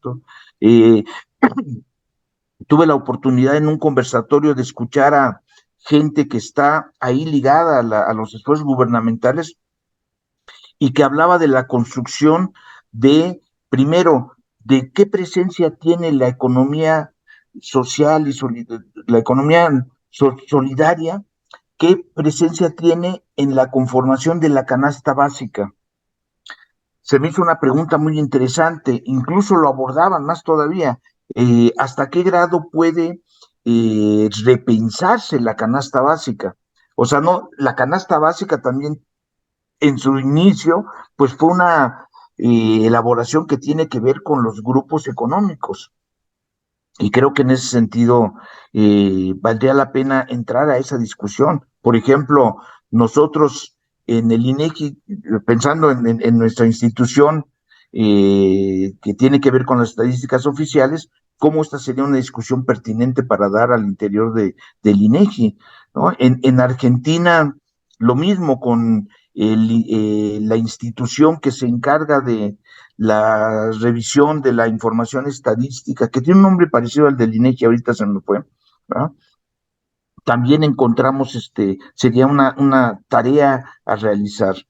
Y yo creo que esto de las nuevas generaciones, el INDEC es la institución que está haciendo muchas de las labores que hace el INEGI acá, ¿no? Entonces, encontramos elementos ahí que hay que revisar, cómo las generaciones, a partir de la experiencia que planteaba Marcelo, pues es un problema sistemático, ¿no? Y que tiene que ver con algo tan estrecho como la formación, la educación y la capacitación. Se me pasó señalar algo. En este conversatorio que yo señalaba, donde se juntó gente de Argentina, de Chile, de Uruguay y de México, se puso mucho énfasis en eso, en la importancia de educar para de los procesos educativos para la cooperación. Nosotros en la universidad no hemos tenido un avance importante, desgraciadamente, ¿eh? Y bueno, pensemos que las carreras de economía y de todo lo que tiene que ver con administración, con negocios y todo, pues pareciera que el énfasis es más por el individualismo y por el egoísmo que por cosas que tienen que ver con la asociación. Y esto está documentado, no lo estoy yo señalando como una experiencia personal. Está documentado en investigaciones en donde los economistas y los administradores están pensando en cuestiones que tienen que ver con los negocios y no con el fortalecimiento de lo social, con la posibilidad de construir otros sustentos que permitan formas de iniciativa empresariales más ligadas a lo social. Están pensando con una visión corporativa y monopólica, ¿no? Creo que eso es parte de las broncas que hay que revisar desde las universidades, pero los compañeros ponían ese énfasis muy similar a lo que planteabas, Marcelo. Me parece muy importante en ese sentido. Por eso quería detenerme un momentito ahí. Sí, por supuesto, y además tener en cuenta de que nosotros no tenemos más que, bueno, nuestro gobierno que es representativo y federal, entre comillas, tiene dentro de lo que es el ámbito cooperativo y mutual, por ejemplo, casi 30 millones de personas que están asociados a una cooperativa o una mutual. El último censo nos da una aproximación de 46 millones de habitantes en en la República Argentina. Tenemos casi 250.000 puestos de trabajo que se genera dentro del ámbito cooperativo y mutual y casi el 90% de lo que son en las provincias, en los diferentes departamentos o estados, ¿no es cierto?, del territorio nacional, hay por lo menos una entidad cooperativa o una mutual, lo que da la importancia a la economía regional y ni hablar del movimiento económico, ¿no?, que tiene en la Argentina, nuestro movimiento cooperativo y mutual fundamentalmente, ¿no? Las cooperativas argentinas están entre las 300 más grandes del mundo, por ejemplo, y hay eh, movimientos de capital de agricultores, de seguros, de bancos, en fin, de la cooperativa obrera. Hay muchísimos, muchísimas formas, como también lo hay en México y en toda Latinoamérica y Caribe, por supuesto, pero es como para tener una idea de el por qué no tenemos la posibilidad, ¿no? Esa siempre rémora que nos queda del pasado, ¿no? No poder llegar a tener el poder de decidir teniendo una fuerte presencia en todo el país y dentro de lo que es la política también, porque esa es otra cuestión que se escinde muchas veces del cooperativismo, de la actividad política, ¿no? Se destierra la posibilidad de que un cooperativista pueda participar, y si lo hace, deja de serlo por el periodo que representa a un partido político o que Claro, participa en política, ¿no? Esas son las incoherencias muchas veces que se da. Gracias y disculpa totalmente. por la extensión. No, no, no. Buenísimo, Marcelo, buenísimo. Compañeros, ¿alguien quiere preguntar algo más? O alguien más, tenemos tiempo todavía. Ah, sí, adelante, Pat, no sé quién seas, Pat, pero bueno, adelante, quien tiene la mano alzada. Hola, en realidad dice iPad, soy Mónica Pornoy y lo que quería comentar es que, bueno, más allá de que planteé en el chat algunos comentarios previos, nada, quizás respondiéndole un poquito a Marcelo, en Argentina tenemos una gran historia de cooperativismo, aunque la sensación que tengo es que no es lo mismo. Las cooperativas constituidas como tales, que las fábricas o empresas recuperadas que tuvieron que convertirse en cooperativas y que no tenían regulación, en tanto eran cooperativas de trabajo, digamos, tanto que tenemos hasta un banco cooperativo, digamos, el Credicop sigue existiendo a pesar de los pesares, digamos. Entonces me parece que nada, una cosa que yo señalaba en uno de los primeros comentarios que hice en el chat es la necesidad de organización. Si solamente vamos a persistir si nos mantenemos organizados, porque si no, a todos nos van a llevar puestos. ¿No? Alejandro comentaba hace bastante ya respecto de las abuelas y las madres. Bueno, están donde están, con los años que tienen, merced a seguir organizada, ¿no? Y creo que posterior al 2001, las empresas recuperadas o las fábricas recuperadas pudieron sostenerse en el tiempo, un buen tiempo, inclusive el Bauen hasta hace 2 o 3 años, digamos, pero que la desorganización interna más los avances de lo externo en sus múltiples presentaciones hacen muy difícil, ¿no? Nada más eso, y bueno, muchas gracias por permitirme participar. Muchas gracias, Mónica. Pues y también hiciste otros comentarios, adelante, continúa Sí, con las reflexiones, Mónica. No, está bien, ahí están en el chat, si quieren para leer. A mí me parece muy importante esto que plantea Mónica, que más o menos la conozco, de cómo enfrentarse a un patrón parece más sencillo que tener múltiples patrones invisibles, ¿no? Lo pone en el chat tal cual, las cámaras empresariales, los ministerios, bueno, los trabajadores enfrentan eso, ¿eh? Enfrentan a los sindicatos tradicionales, a las cámaras. Ahorita hay bueno, eso lo tienen muy claro los argentinos. Se lanzaron un conjunto de iniciativas para eh, enjuiciar políticamente a los miembros de la Suprema Corte de Justicia, que son 4 personas, por un conjunto de debilidades, de fallas, de mal manejo, que está probado, ¿no? Que está probado para algunos que lo vemos, decimos, sí, tiene que revisarse esta situación. Sin embargo, por ejemplo, las cámaras están diciendo, no, no debería de avanzar esto, más allá del partido, los partidos, de un partido político de oposición que aglutina varias fuerzas, el PRO, ¿verdad? Que con sus aliados ahí de Macri y sus amigos del alma, pero aparte de eso están las cámaras, están las empresas, están las corporaciones. Y cuando se habla de la confrontación entre los trabajadores contra el mundo del capital, es eso. Hay sujetos que no los vemos y sin embargo están ahí, ¿verdad?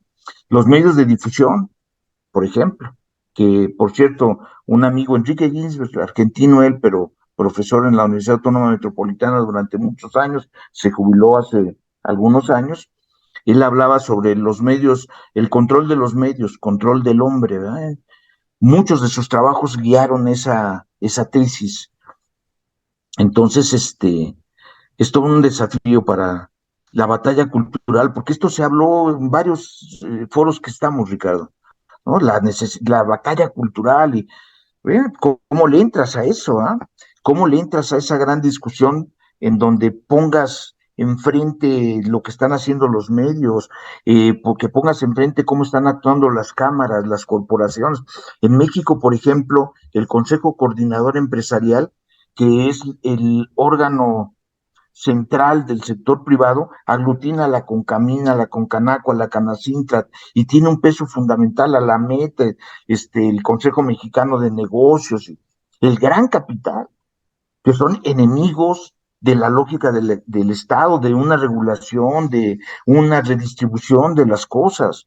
Ellos dicen, no, bueno, en Argentina está pasando lo mismo, el peso de la oligarquía es brutal. Pongo un dato que nada más porque forma parte de este gran complejo. Hay un lago que se llama Lago Escondido en el sur de Argentina, en Bariloche, que está en manos de un inglés, totalmente ilegal por la propia constitución, lo que señala y todo. Y no se y hay un camino que está ahí presente, pero no se permite usarlo para que los argentinos lleguen directamente al lago.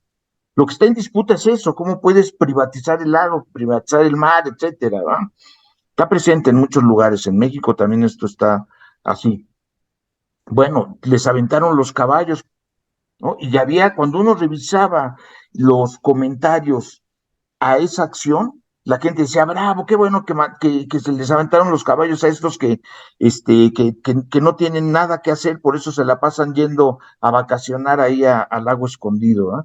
O sea, había gente feliz de que les habían aventado los caballos y que habían golpeado gente y todo, en una actitud que nos atrasa muchos años en la historia, ¿verdad? O sea, que nos remonta, en el caso argentino, pues a la represión que había en la Patagonia y todo esto cuando se hablaba de la Patagonia rebelde, ¿no? Por Osvaldo Bayer como historiador. Entonces yo creo que hay cosas que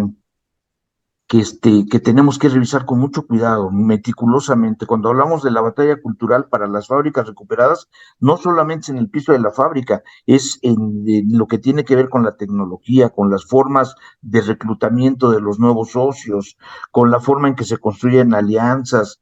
Es decir, es un abanico muy complejo en el que tenemos que trabajar y bueno, las aportaciones que hacía Laura no me parece malo esto de muchos pascualitos, ¿eh? No es repensando al Che de muchos Vietnam, pero sí de alguna forma es una manera de pensar, no en una gran empresa, sino en muchas empresas que puedan tener una volcadura en términos de beneficio social, ¿no? Acercándose a las comunidades y todo.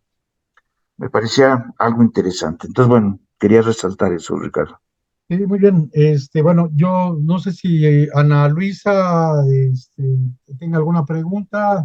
Cardona, nuestra amiga David Zamora, o yo mientras se animan. Fíjense que sí hay bastantes cosas, ya salieron muchas cosas y estoy de acuerdo. Las fábricas recuperadas es la antítesis desde las contradicciones sociales en el mismo capitalismo. Entonces, desde la antítesis es volver a reconstruir con otras lógicas, de otras formas y con otras dinámicas, se supone. Y hay un debate largo, grande, fuerte, que incluso no solamente fue en este momento, sino que también se dio en la Unión Soviética, en la discusión con Lenin, y el Taylorismo y el Fordismo, y también con Gramsci, en el Taylorismo y Fordismo, ¿no? No se había analizado estas cuestiones de micropoder, que Michel Foucault nos permitió un poquito tratar de entender esas tecnologías de dominación, esas microtecnologías que se dan en el reloj checador, en la línea de producción, en los sistemas, buscando la racionalidad, la eficiencia, y bueno, ahora la cuestión de innovación, pero la innovación en términos de eficiencia, eficacia, rentabilidad.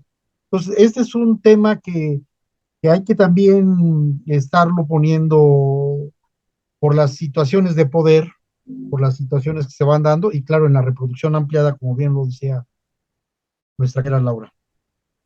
Bueno, entonces, por un lado. Por el otro lado, fíjate que también, pues la cooperativa Mondragón, a la cual nuestro Instituto de Economía Social, el INAES, está muy apoyada, pues trae también estos esquemas reproductivos de salarios, donde no todos los que entran, sino tienen que hacer una especie de salarios menos, ¿cómo se llaman? Sí, o sea, una contratación asalariada más baja que el salario de los que ya tienen tiempo. Esto se ha planteado, no se ha resuelto socialmente, a lo mejor al interno así lo resolvieron, pero no resuelve las contradicciones y los sentidos, pues, que encausan estas cuestiones cooperativas. Fíjate también que en el caso del apartheid pasó algo muy interesante, es que de veras hay que ver cada caso para poder hacer, bueno, y los análisis de los casos. Cuando llega el apartheid, tienen que renunciar muchos de los alemanes a sus pedazos de tierra allá en África, y llega la gente, y como han sido peones, esa es la palabra, esa forma de peonaje, pero no supieron producir, entonces les dejaron las tierras y pues se perdieron, entonces tenían sistemas de granja de grande explotación, y ahora pues son centros vandalizados, abandonados, y los mismos alemanes de las clases dominantes dicen, miren, les dejamos las unidades productivas, y la gente de África no pudo poder echarlas a andar, son incapaces de echarlas a andar, están vandalizadas y demás. Bueno, y esto tiene que ver con conocimiento, tiene que ver con reproducción, tiene que ver con formas de apropiación y con replanteamientos, con nuevas formas de orientación política de la misma tecnología, pues que es también parte del debate, ¿no? Bueno, son varias cosas y sí, de verdad que es muy interesante.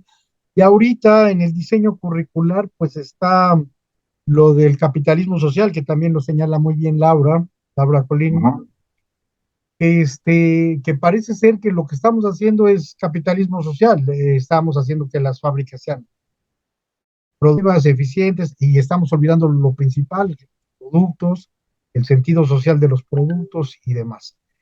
Entonces, bueno, pues ahí en esta caja de Pandora espero no, bueno, contribuir en términos de que también hay líneas que hay que estar planteando, y efectivamente la parte de solidaridad social a, a la Estrella Blanca, que estuvo en huelga y que estaba buscando ser una especie de fábrica recuperada pues, en servicios. Y bueno, y efectivamente lo que ayudó mucho es un mercado, bueno, un mercado, voy a poner entre comillas, mercado de solidaridad. Y efectivamente el apoyo social, no teníamos a las Madres de Mayo, pero teníamos otras formas de solidaridad social que permitieron que más de 10 años, más de 15 años, estuvieran en lucha en la calle, y que ellos nos estuvieran informando de cómo iba este proceso. En algunos casos, en el caso de la Estrella Blanca no funcionó, terminó tronándose este movimiento, y bueno, lo dejo ahí.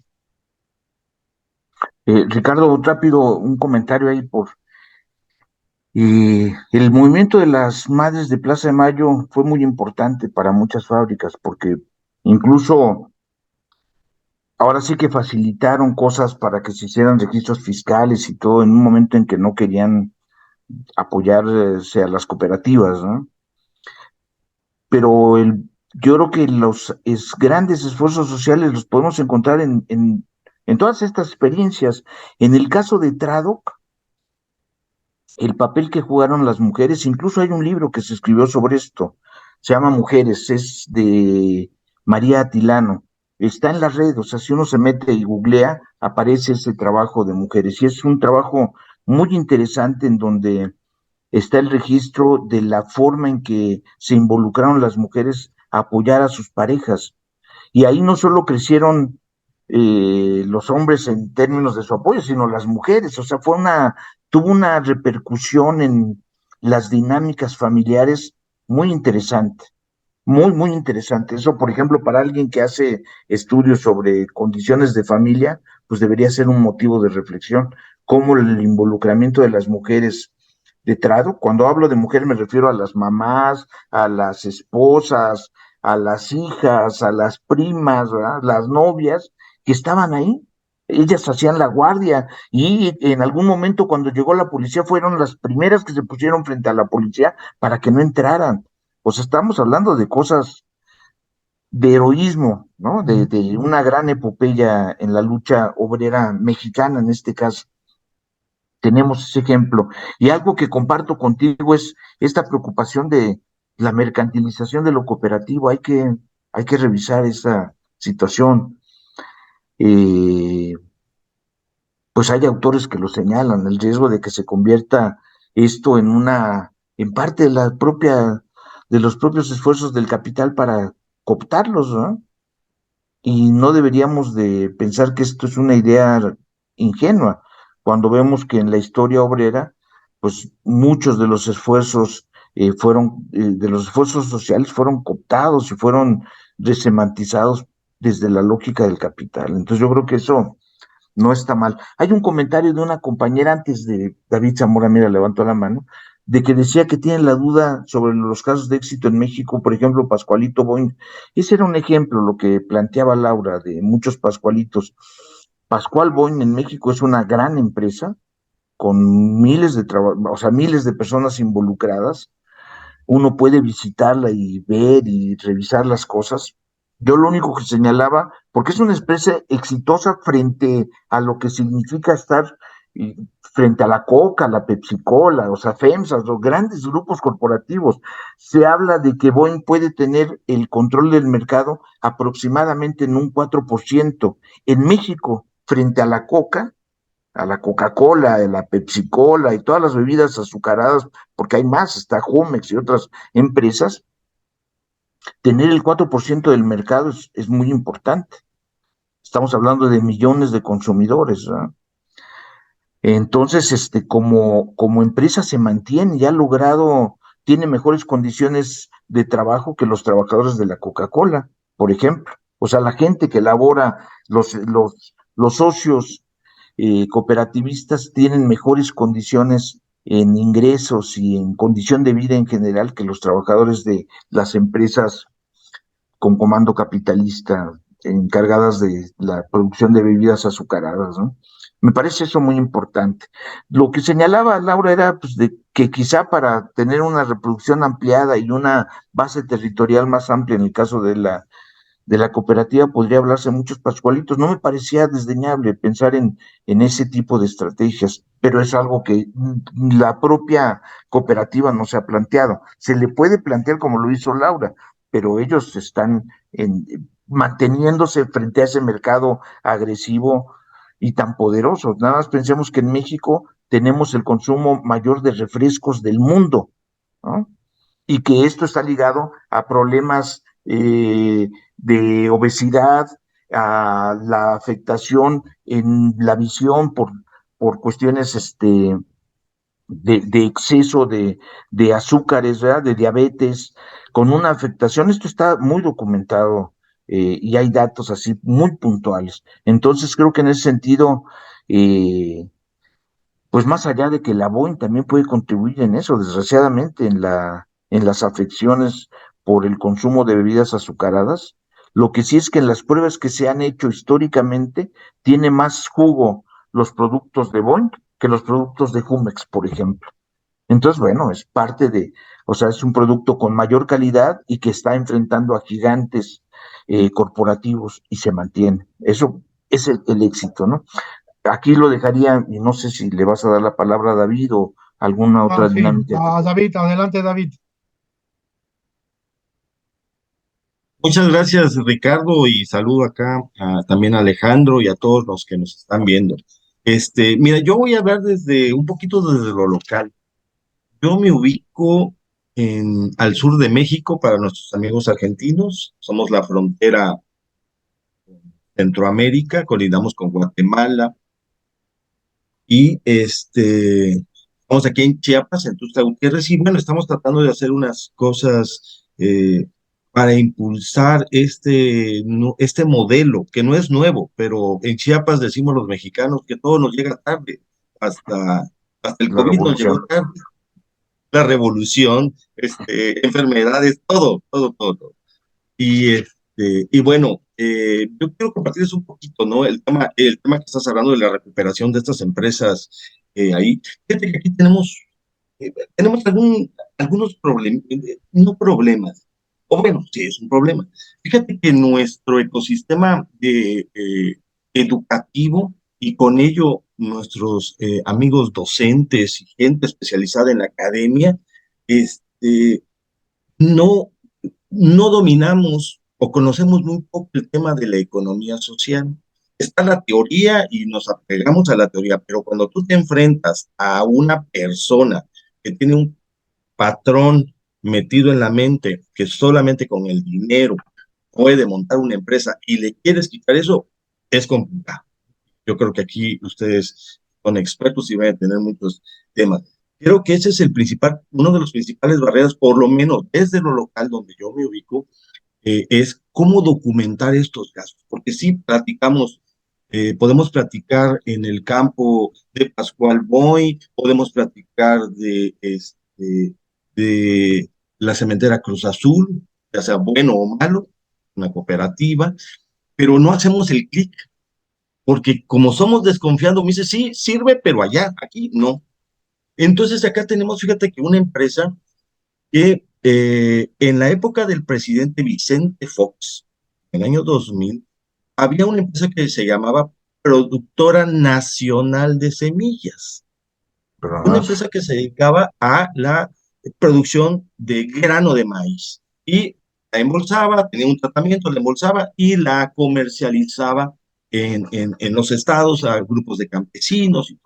Pero llega el presidente Vicente Fox y les dicen, ¿saben qué? Pues se cierra esta empresa a nivel nacional, ¿sí? Y aquí tenemos el caso de una empresa que era la fábrica de semillas de Pronace, aquí en la capital, Tuxtla Gutiérrez, y implicaba que tenían que salir unas 20, 25 personas de laboral, se iban a quedar desempleadas. Entonces se organizan de alguna manera eh, por una persona, que ese es otro de los temas de nuestra economía social y de nuestra economía. Tenemos que encontrar líderes naturales que entiendan y que motiven. Entonces, ellos deciden, levantan la mano y le dicen, oigan, ¿cabe que sí? Está bien, nos van a liquidar, pero dennos en comodato la planta para que nosotros los trabajadores podamos seguir haciendo lo que sabemos hacer y que es producir semillas. Entonces, forman la empresa, nos comenta el dueño de la empresa, bueno, no el dueño, que lideró el proyecto, que en alguna vez le dijeron, ¿sabes qué? No va a durar 2 meses tu cooperativa. Bueno, la cooperativa lleva 20 años.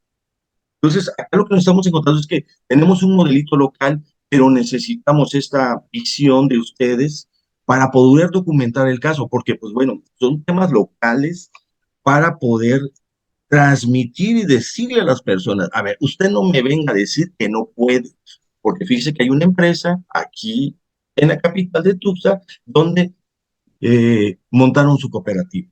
Son modelos nuevos. Desafortunadamente en este tema del cooperativismo, pues hay cooperativas muy buenas, muy exitosas, pero también hay muchas cooperativas que simulan ser cooperativas, ¿no? Es una realidad que fueron utilizadas por el aparato del Estado, pues para conformarlas y a través de ellos, pues, o bajar recursos de los cuales en esta malla de la corrupción llegaban 100 y a ellos les llegaba 1 o 2 pesos, o como organizaciones de control de las personas. Entonces yo creo que aquí sería un tema muy, muy importante que pudiéramos platicar en un futuro, Ricardo, con esta persona para que transmitiera desde lo local. Es una pequeña empresa, pequeña, pero produce 5,000 toneladas al año de semilla para venderla, que no vende en Chiapas, vende en otros estados de la República Mexicana, Oaxaca, Ancampe, la península de México. Es un tema que pudiéramos o que propusiera para poder compartir, porque creo que esos son los temas que necesitamos. Pegada a esa cooperativa se fundaron una caja de ahorro, no un banco como tal, una SOCAP, aquí en México le llaman sociedades cooperativas de ahorro y préstamo. No, un banco familiar, una caja de ahorro familiar. Esta cajita de ahorro familiar lleva más de 20 años, 25 años, y tiene una capitalización de cerca de $1,250,000. No presta al exterior, únicamente presta a los integrantes de la caja. Y bueno, es otro mecanismo también, porque siempre nos dicen, hay que tomar los modelos cooperativos de cajas de ahorro muy grandes que de repente nos cuesta mucho entender. Y creo que ahí pudiéramos también poder tener esta retroalimentación, porque no sé qué pasa, pero les puedo decir que aquí en Chiapas somos muy escépticos, no creemos. ¿Sí? O sea, nos encontramos, pero es tan fuerte el patrón que tenemos de que la empresa es a través del factor capital como se forma, no a través del factor trabajo. Entonces sí hay que quitar un chip muy, muy importante en eso. Y obviamente la academia es una parte importante, pero nuestro nivel académico es muy básico, ¿sí? Todavía. Entonces aquí con Ricardo, que está constantemente contigo, Alejandro, pudiéramos ir reeducando, dejar de desaprender para reeducar a las personas y decir, nosotros rápidamente les comparto, estamos siguiendo este modelo del INAES a través de los nodos de economía social y solidaria, nodes, y es lo más complicado, decirle a las personas que trabajen por un tema cooperativo, porque ni siquiera diciéndoles es por su bien, a veces no lo entienden, es arraigado lo que tenemos, que bueno, tenemos que ir picando piedra, por lo menos lo que estamos haciendo desde nuestro territorio aquí en Chiapas, en este tema. Y bueno, y ahorita que comentabas, Alejandro, del tema de que México es de los que consumen más Coca-Cola, pues déjenme darte el triste dato que Chiapas es el estado que más Coca-Cola consume en el mundo. Teniendo todas estas riquezas, pero bueno, es un área de oportunidad, cómo empezar a sustituir estos temas y bueno, pero bueno, yo dejaría aquí mis comentarios, agradecerles muchísimo el tema y aquí seguiremos atentos a este conversatorio. Muchas gracias. No, Gracias, muchas David. gracias, David. Mónica ponía ahí en el chat el caso de las organizaciones de mujeres artesanas en Chiapas, Honra, ¿no? Como un ejemplo. Tú mismo estás señalando ejemplos fundamentales ahí, David, que al contrario, nos deberíamos de acercar con ustedes para que nos documenten sobre eso y que tengamos más claridad. Ahora sí que compartir los repertorios, ¿verdad? Que tenemos. Hay un grupo de colegas en Chiapas con los que tenemos contactos, Ricardo los conoce ahí, son gente del posgrado de estudios organizacionales y están ubicados en la Universidad Autónoma de Chiapas. Valdría la pena ahí establecer un triángulo y poder hacer una relación contigo en ese sentido. Y yo me lo llevaría de tarea junto con Ricardo para que establezcamos esos puentes, ¿verdad? Y pues como planteaba Marcelo hace rato, pues documentemos las cosas, ¿no? Por ejemplo, si hay yo tengo mucho material que está digitalizado, lo que voy a hacer es todo ese material, incluyendo lo que hoy presenté acá, ¿verdad? En términos de una exposición en PowerPoint, enviarlo para que sea parte de los materiales que estén con nosotros, Ricardo, ¿cómo ves? ¿No? Y que Sí. sea una bibliografía que pueda circular entre todos nosotros, con Marcelo, con Laura, con Mónica, en fin, que podamos tener acceso a esos materiales y ya la gente los va revisando como puede y tiene ahí una biblioteca con experiencias prácticas, con discusión teórica, con desafíos, etcétera. Pero bueno, yo me lo llevo como tarea y sí, tú lo que planteas es algo, sin embargo, es paradójico porque Chiapas en muchas cosas llegó tarde la revolución, ¿verdad? Y sin embargo se adelantaron en el Los 94 con un zapatistas. levantamiento armado tan Ujú. importante que conmocionó al mundo, ¿verdad? Y que hizo visible un problema que traíamos como tarea histórica rezagadísima, ¿no? La posibilidad de pensar en un México mucho más diverso y complejo que el México de la blanquitud, en un México en donde lo indígena ha sido vilipendiado y oprimido, ¿no? Y solo se alude a lo indígena más en términos folclóricos que como parte de una realidad nacional, y en donde hablamos español y olvidamos que somos un país multilingüe, ¿verdad? Con una riqueza en la lengua, porque allá los otziles, la gente que está en la selva lacandona, dentro de los propios otziles encuentras diferentes grupos, ¿no? Entonces yo creo que hay una riqueza en Chiapas como en todo México que tenemos que redescubrir y que la economía social y solidaria es una de sus tareas porque los que han logrado mantener lo solidario y lo social son los grupos indígenas, Indígenas. son las comunidades originarias, Sí.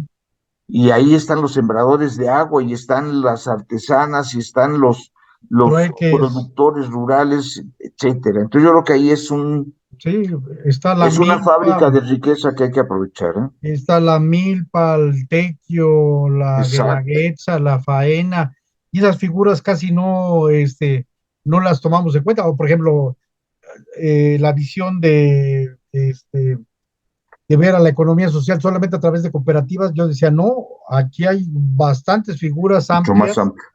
y interesantes y milenarias, como el caso después de muchas organizaciones indígenas.